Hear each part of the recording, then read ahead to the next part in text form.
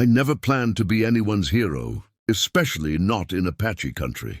But that's the thing about the desert. It doesn't ask what you want. It just decides what you'll become. The sun was falling like a dying ember over the Arizona plains, painting the rocks blood red.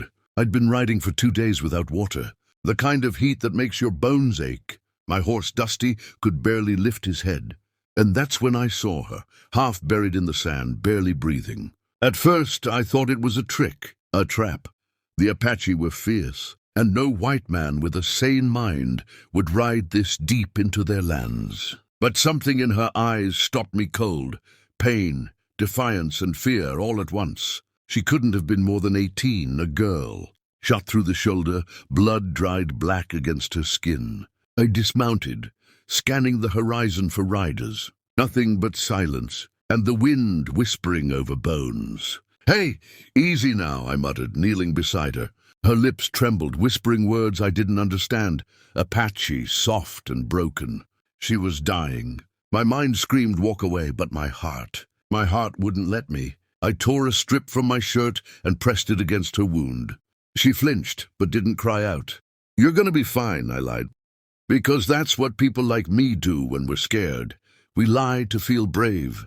By the time the moon rose, I'd built a small fire in a canyon hollow. I gave her the last of my water, and she looked at me with eyes like polished obsidian, wary, grateful, and something else I couldn't name. "My name's Jack," I said softly. She didn't reply, just watched me, clutching the necklace around her neck, a carved bone shaped like an eagle.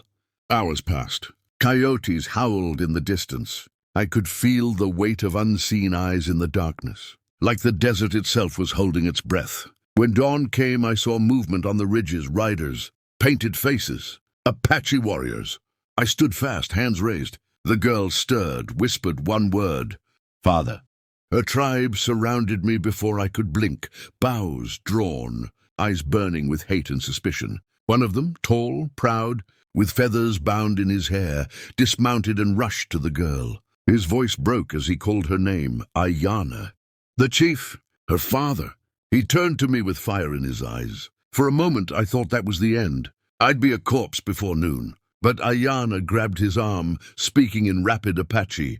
The chief's expression shifted, confusion, disbelief, then something like sorrow. He looked back at me, and after a long silence he spoke in broken English. "You saved my daughter?" I nodded. She was bleeding out. I couldn't just leave her.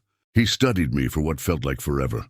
Then, to my utter shock, he raised his hands to the sky and said something that made his warriors lower their weapons.